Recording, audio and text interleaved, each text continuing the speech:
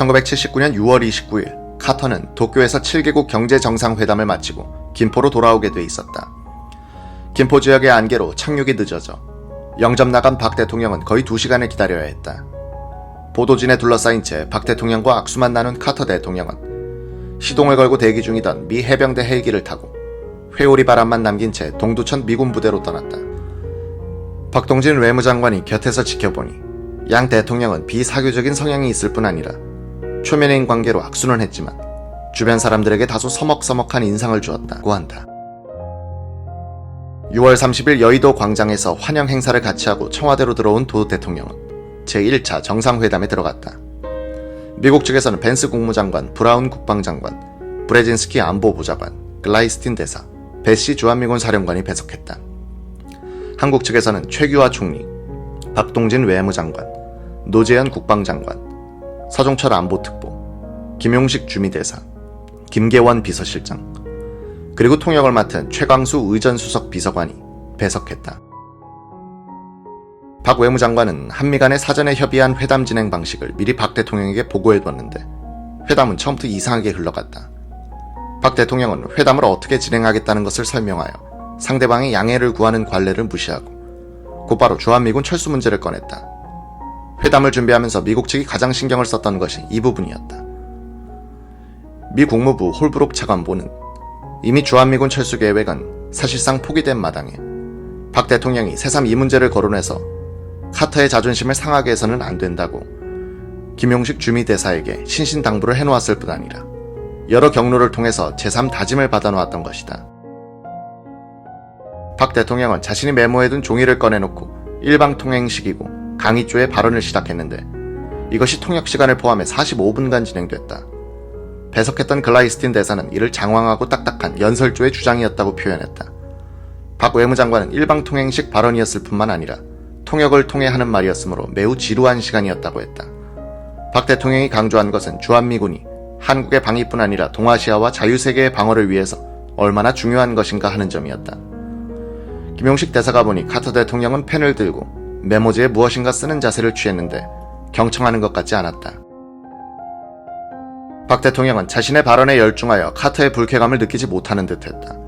느꼈다고 하더라도 약 3년간 카터의 인권 정책과 철군 계획으로 속이 상할 대로 상해 있었던 그로서는 하고 싶은 이야기를 쏟아놓아야 할 판이었다. 박 대통령은 손가락으로 탁차를 탁탁 치면서 안보 강의를 계속했는데 이는 스트레스를 받으면 나오는 행동이었다. 카터의 턱 근육이 조용히 실룩거렸다. 해럴드 브라운 국방장관은 옆자리의 글라이스틴 대사에게 카터 대통령의 표정을 보니 매우 화가 나 있는 것 같다고 귀뜸했다. 카터는 메모를 써서 브라운 장관과 벤스 장관에게 슬쩍 넘겼다. 거기엔 만약 박정희가 이런 식으로 나온다면 주한미군 전원을 철수시키고 말겠소 라고 적혀 있었다. 박 대통령의 연설조 발언이 끝나자 카터도 반격을 시작했다. 인구도 많고 경제력도 우세한 한국은 왜 북한이 군사력의 우위를 점하도록 허용했는가 라고 공박했다. 한미관계의 정상화를 목표로 했던 회담이 바야흐로 설전장이 될 판이었다. 글라이스틴 대사는 과거 여러 번 정상회담에 배석했지만 그날의 두 사람처럼 회담 자체를 엉망으로 만든 지도자들은 본 적이 없다고 회고록에서 고백했다. 그는 한미관계 개선을 위한 우리의 노력이 물거품이 될지도 모른다는 우려 외에도 한국에 주재하는 미국의 고위 외교관으로서 개인적 실패감을 억누를 수 없었다고 한다.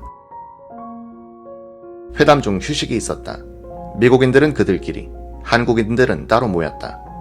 두 정상의 험악한 언쟁으로 분위기가 무거워져 서로 대화조차 나누려 하지 않았다. 휴식이 끝나자 두 대통령은 기록자만 데리고 단독 회담에 들어갔다. 글라이스틴 대사는 별실에서 기다리는 것이 정말로 고통스러웠다고 했다. 단독 회담은 본격적인 공방전이 됐다. 카터는 박 대통령이 요구한 철군 계획의 완전한 동결을 거부하고 아무런 약속도 할 수 없다고 말했다.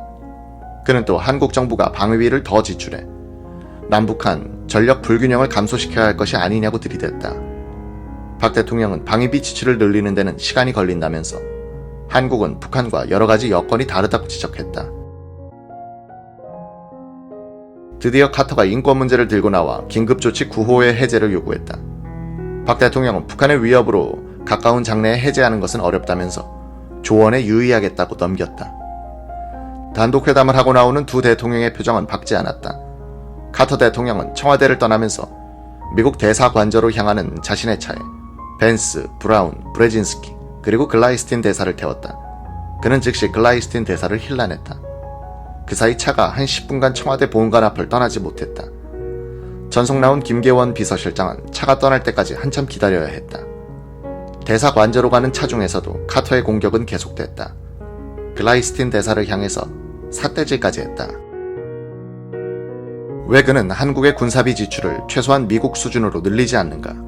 왜 그는 정치적 자유화를 위한 조치에 반대하는가?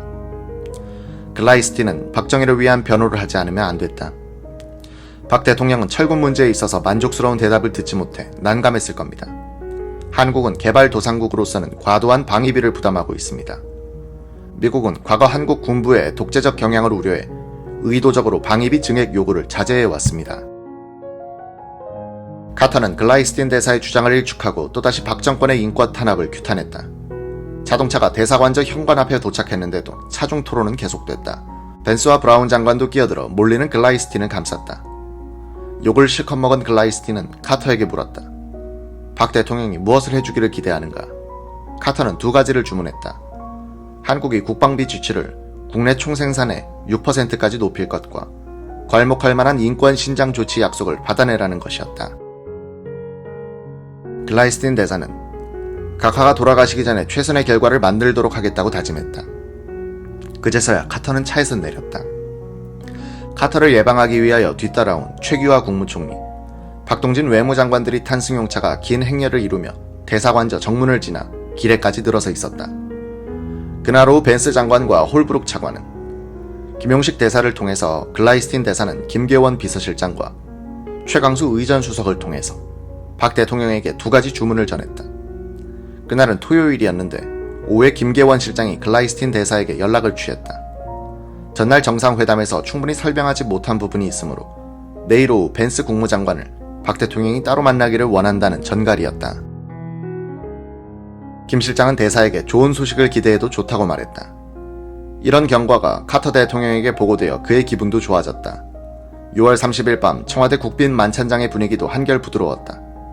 7월 1일 박 대통령은 벤스 국무장관에게 방위비 지출을 GDP의 6%로 올릴 것을 약속하고 카터 대통령의 인권에 관한 생각을 이해한다고 말했다.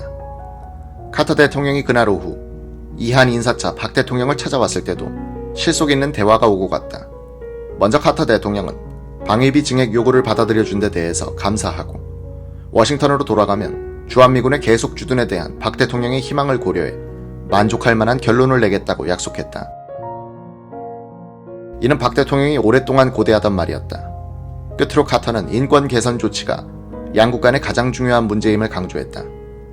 박 대통령은 현재로서는 어떤 조치를 취해야 할지 확언할 수 없으나 각하를 만족시키기 위해서 최선을 다하겠다고 말했다. 두 사람은 김포공항으로 향하는 리무진에 동승했다. 카터는 박 대통령에게 종교가 있느냐고 물었다. 어린 시절 고향에서 교회 주일학교에 다닌 경험밖에 없는 그는 없다고 했다. 카터는 각하께서 예수 그리스도를 만나게 되기를 희망한다고 말했다. 그는 침례교회 목사 김장환 씨를 보내 우리의 신앙에 관해 알려드리고 싶다고 덧붙였다. 박 대통령은 평소부터 잘 아는 김 목사를 환영하겠다고 했다. 카터가 탄 전용기가 이륙하자 박 대통령은 드문 웃음을 짓더니 글라이스틴 대사를 껴안았다. 박정희로서도 스트레스를 크게 받았던 3일간이었다. 이로써 정권적 차원에서 가장 큰 골칫거리인 한미 갈등이 완전히 해소됐다고 그는 생각했을 것이다. 글라이스틴 대사도 그렇게 낙관했다. 한국 현대사는 그러나 권력자의 희망대로 굴러가지 않는다는 특징이 있다. 또 다른 진짜 위기가 막 시작되려 하고 있었던 것이다.